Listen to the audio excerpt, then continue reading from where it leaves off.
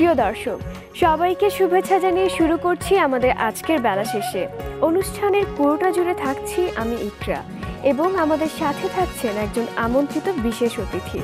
অতিথির সাথে কথা হবে, গল্প হবে। তবে চলুন তার আগে দেখে আসি আজকের এসএটিভি হাইলাইটস।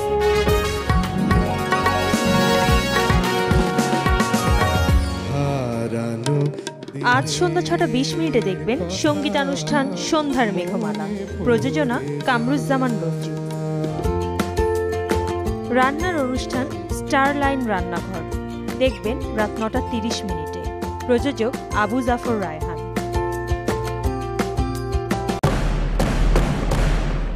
এনসিএ প্রযোজিত সাপ্তাহিক অনুষ্ঠান 3 গ, দেখবেন রাত 11টায়।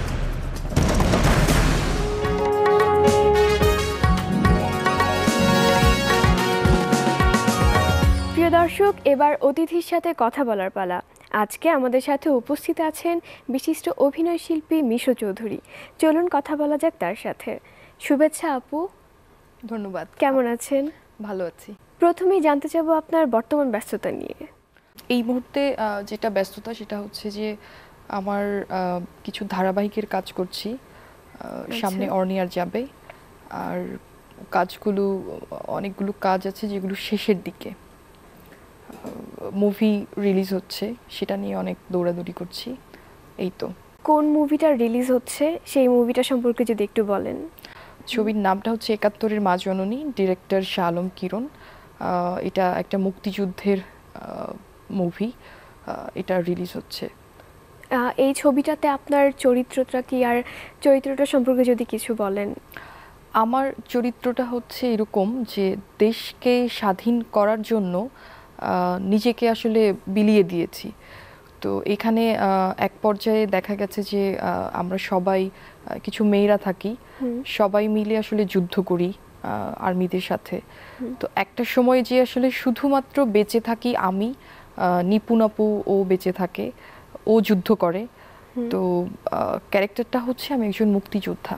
ছবিটা হচ্ছে আমাদের খুব স্বনামধন্য একজন লেখক আনিসুল হক, ওনার একটি উপন্যাস আছে যেটার নাম হচ্ছে ৭১-এর সাহসিনী। এই গল্পটা, এই উপন্যাসটা হচ্ছে তার কাছ থেকে নেয়া, কিন্তু এটার নামকরণ করা হয়েছে হলো ৭১-এর মা জননী। তো এইটার নাট্যরূপ, চিত্রনাট্য এবং নাট্যরূপ এটা দিয়েছেন হলো শাহ আলম কিরণ উনি নিজেই। আর এইটার ক্যামেরাতে ছিল হলো মাহফুজুর রহমান, উনি একজন বিখ্যাত ডিওপি আমাদের বাংলাদেশে, এটা সবাই জানেন। তো আমরা বেসিক্যালি ফিল্মটাতে আসলে সচরাচর যেটা মুক্তিযুদ্ধের ফিল্ম হলেই সবাই বলে যে আর্ট ফিল্ম, এরকম টাইপের আসলে কাজ হচ্ছে, কিন্তু এটাতে আসলে একেবারেই উল্টো। এটাতে আমরা দেখা গেছে যে খুব কমার্শিয়ালি কাজ করেছি। ৭১-এ আসলে কি হয়েছে সেটা তো আমরা কেউই দেখিনি, জাস্ট শুধু গল্প শুনে শুনে বড় হয়েছি।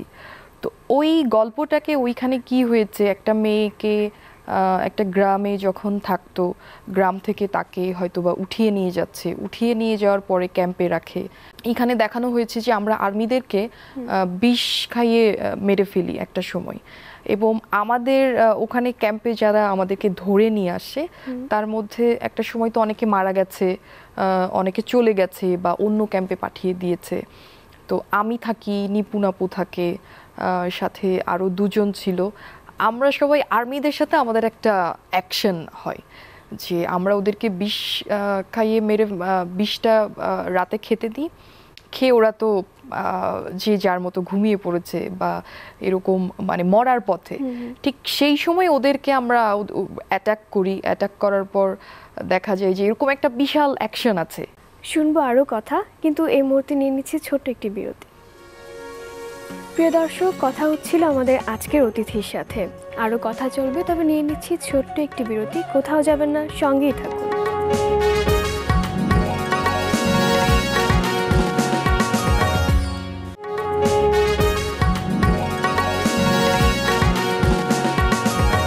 ফিরে এলাম বিরতির পর। আপনারা দেখছেন বেলা শেষে, সাথে আছি আমি ইকরা। বিরতির আগে যে বিষয়টি নিয়ে কথা হচ্ছিল আপনার সেই চলচ্চিত্র, তো এই ছবিটি করতে গিয়ে নিজেকে কিভাবে প্রস্তুত করেছেন?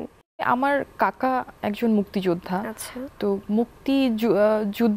মুক্তিযোদ্ধা যারা আচ্ছা যুদ্ধ করেছেন এই সব সম্পর্কে জানি, কিন্তু একেবারে যখন আমার তো মিডিয়াতে এসেই ফার্স্ট কাজ হচ্ছে ফিল্ম। তো যখন চরিত্রটি পেলেন তখন নিজের সাথে কিভাবে খাপ খাইয়েছিলেন? এটা প্রথমে যেটা হয়েছিল যে আনিস ভাইয়ের উপন্যাসটা নিয়েছি, ওটা অনেকবার করে পড়েছি। পড়ার পরে ডিরেক্টরের সাথে বারবার ওটা নিয়ে অনেক আলাপ করেছি। বাই দিস টাইম যে অনেক ফুটেজ দেখেছি আগেকার, যেগুলো আমাদের অনেক ছবি হয়েছিল অনেক আগের, ওই ছবিগুলো দেখার পর তারপরে নিজেকে মনে হচ্ছে যে না, একটু একটু হয়তো বা পারবো। আরও মনে হয়েছে যে আমরা কাজ করেছি হলো নরসিংদী থেকে, আচ্ছা নরসিংদী পার হয়ে ওখানে একটা নদী আছে, সেই নদীটি পার হয়ে মানে নদীটিতে ওইখানে যেতে প্রায় 3 ঘন্টা সময় লাগে। ওটা পার হয়ে যখন আমরা গেলাম, ওটা একটা অজপাড়াগা। তো সেখানে যখন গেছি এবং ওই ড্রেস ওই পোশাক, তখন মনে হচ্ছে যে আমরা রিয়েল একেবারে যেখানে আসলেই মুক্তিযুদ্ধ হয়েছিল ঠিক সেই জায়গাটাতেই এসেছি। কখনো কি এরকম হয়েছে যে মনে হয়েছে যে না আমি মনে হয় আজকে মুক্তিযোদ্ধা, বা আমার আবেগ কাজ করেছে, এরকম কি হয়েছে? এরকম সেটা হয়েছে যে অনেক কান্না করেছিলাম। আচ্ছা হ্যাঁ, শর্টের আগে বা শর্ট শেষ করে শর্টের মধ্যে আচ্ছা এরকম যে এটা যে শুধু আমি তা না, পুরো টিমটাই, যে হয়তো শর্টটা ভীষণ ভালো হয়েছে, দেখা গেল যে শর্টের শেষে সবাই কাঁদছে। মানে ওই সিচুয়েশনগুলো আসলে যখন ভাসে অভিনয় করতে গিয়ে সত্যিকার কাঁদা? সত্যিকারের এরকম ছিল যে আর্মিদের যখন আমরা মারি তখন অটোমেটিক্যালি আসলে কান্নাকাটি, যে গালিগালাজ যেগুলো, তো এই সবগুলো না চলে এসছে। এটা ডিরেক্টরকে বলতে হয়নি যে কি, ডিরেক্টর শুধু বলে দিয়েছে এখন এই সিকোয়েন্সটা আমরা করব, এখন এরকম। তো যখন ওই টেকটা যখন বলেছে যে অ্যাকশন, তখনই মনে হচ্ছে যে না, আমি সত্যি সত্যি রিয়েল এবং আমরা রিয়েলি মেরেছিলাম। এই চলচ্চিত্রটি করতে গিয়ে কোনো মজার ঘটনা বা কোনো বিব্রতকর পরিস্থিতি? বিব্রতকর পরিস্থিতি হচ্ছে অনেক মানুষ। আচ্ছা আমরা ওইখানে তো আমাদের থাকার আসলে খুব প্রবলেম ছিল। তারপরও আমরা মেয়েরা যারা, তারা 2টো রুমে ছিলাম এবং আমরা একটানা 22 দিন ছিলাম। 22 দিন 2টো রুমের মধ্যে, এবং 2টো রুমের আশেপাশের কোনো জানালা কোনো কিছু খোলা যেত না, মানে এত মানুষ ছিল। আর ওই গ্রামে হচ্ছে আগে কখনো কোনো দিন শুটিং হয়নি, মানে এটা ফার্স্ট টাইম শুটিং। তো ওদের কাছে আসলে ওটা একটা এন্টারটেইনমেন্ট ছিল। ওরা তো দেখেছে এটা প্রথম, তো আপনার জীবনের প্রথম অভিনয়টা কখন? আমি ফার্স্ট অভিনয় শুরু করি হচ্ছে আমি ক্রিকেটার ছিলাম। আচ্ছা তো ক্রিকেটারে আমার হচ্ছে একটা ইনজুরি হয়, ইনজুরি হবার পর আমি মুভ করি হচ্ছে মিডিয়ার দিকে। দেন আমার প্রথম কাজ হচ্ছে একটা টেলিফিল্মটা ছিল হলো শালম কিরণ ওনারই। আচ্ছা তখনই আসলে ওনার সাথে আমার পরিচয়। টেলিভিশনে কাজ করা হচ্ছে শহীদুজ্জামান সেলিমের সাথে ডিবি নাটকে। আচ্ছা ওটা এটিএন বাংলায় প্রচারিত হয়। তখন থেকেই কাজ শুরু করা, আর এরপর তো একটার পর একটা চলছে। ক্রিকেটার হয়ে গেল অভিনেত্রী, এই পরিবর্তনটাকে আপনি কিভাবে দেখেছেন বা কিভাবে নিজেকে প্রস্তুত করেছেন? আমার একটা ব্যাকগ্রাউন্ড ছিল যেহেতু থিয়েটার, আমি থিয়েটার করেছি অনেক বছর, প্রায় বলতে গেলে ছোটবেলা থেকেই থিয়েটার করেছি। সো ওরকম কিছু মনে হয়নি যখন আমি কাজ করতে এসেছি, কিন্তু ক্রিকেটের ওই লাইফটা আর এই লাইফটা একটু ডিফারেন্ট ছিল। আচ্ছা তো ওই ডিফারেন্টটা সবার সাথে কাজ করতে করতে দেখা গেছে যে ওটা খাপ খাইয়ে গেছে। ক্রিকেটের জীবনটাকে কি মানে এখনো মনে পড়ে, বা সেই সময়টার কথা যদি একটু বলেন? একজন নারী ক্রিকেটার, মানুষের সামনে নিজেকে একজন ক্রিকেটার হিসেবে করা, বা আমাদের দেশে তো মেয়েদের ক্রিকেটটাকে এখনো মানে ভালোভাবে কেউ দেখে না, কেউ দেখে, তো আপনি সেটা নিয়ে কি বলবেন? এখন তো চেঞ্জ হয়ে গেছে। আমি যেই সময়টাতে খেলেছিলাম সেই সময়টাতে আসলে ওরকম সিচুয়েশন খুব কম ছিল যে মেয়েরা ক্রিকেট খেলবে, তাদেরকে বাসা থেকে দিবে, এই জিনিসটা মোটামুটি ছিল না। কিন্তু লাস্ট যখন মেয়েরা যখন ওডিআইটা পেল, এরপর থেকে এখন কিন্তু ক্রিকেটটা, নারী ক্রিকেট কিন্তু পুরোটাই একেবারে চেঞ্জ। এখন কিন্তু সবাই কোচিং করছে, সবাই খেলছে, এবং সামনে আমার মনে হয় যে খুব ভালো করবে বাংলাদেশ টিম, এবং আরো অনেক মেয়েরা আসবে। অনেক ভালো লাগছে আপনার সাথে কথা বলতে। তো এই মুহূর্তে আরেকটি ছোট্ট বিরতি নিয়ে নিচ্ছি। প্রিয় দর্শক, নিয়ে নিচ্ছি ছোট্ট একটি বিরতি, সঙ্গেই থাকুন, ফিরছি এক্ষুনি।